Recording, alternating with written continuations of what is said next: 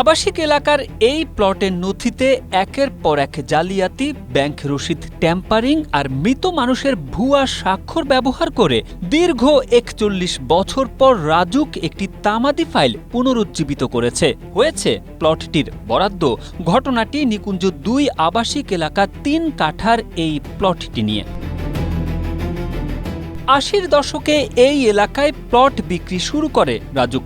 ১৯৮৫ সালে নিকুঞ্জ ২ আবাসিক এলাকায় ক্ষতিগ্রস্ত কোটায় আব্দুস সাত্তার নামের এক ব্যক্তি প্লটটি পেলেও মাত্র একটি কিস্তি দিয়ে বাকি টাকা পরিশোধ করেননি, যা রাজুকের প্লট বরাদ্দ বিধি অনুযায়ী বহু আগেই বাতিল হয়ে রাষ্ট্রীয় খাস জমিতে পরিণত হয়। গোলসেন্স গ্রুপ আপনাকে দিচ্ছে 5 স্টার হোটেল ওনারশিপের সুযোগ। বিস্তারিত জানতে স্ক্রিনে দেওয়া হোয়াটসঅ্যাপ নাম্বারে এখনই কল করুন।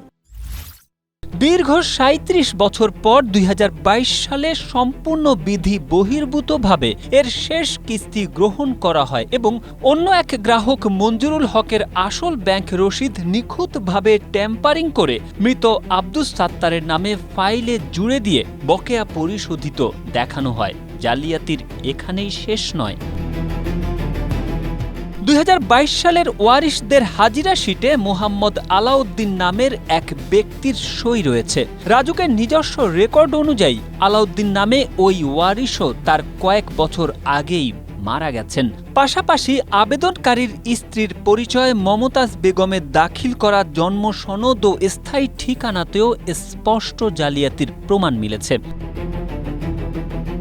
এছাড়া নথিতেই উল্লেখ ছিল যে এই গ্রাহকের বাড়ি ধারাতেও একাধিক প্লট রয়েছে, যা রাজুকের নিয়ম অনুযায়ী সম্পূর্ণ অবৈধ নতুন প্লটের আবেদনের ক্ষেত্রে।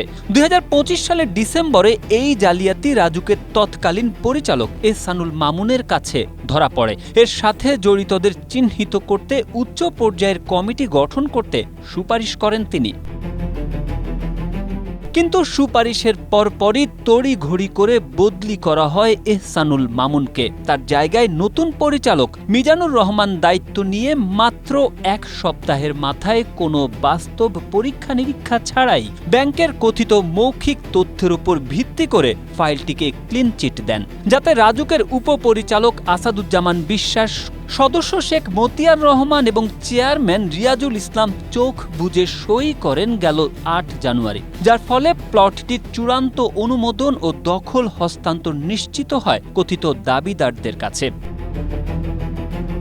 ট্রান্সপারেন্সি ইন্টারন্যাশনাল বাংলাদেশ, টিআইবি ও নগর পরিকল্পনাবিদরা এই ঘটনাকে প্রাতিষ্ঠানিক দুর্নীতির চরম দৃষ্টান্ত ও উচ্চ পর্যায়ের সিন্ডিকেটের প্রত্যক্ষ মদত আখ্যা দিয়ে অবিলম্বে জড়িতদের বিরুদ্ধে বিভাগীয় ব্যবস্থা ও মামলাটি দুদকের কাছে হস্তান্তরের জোর দাবি জানিয়েছেন। Tarek Ahmed, Asia post.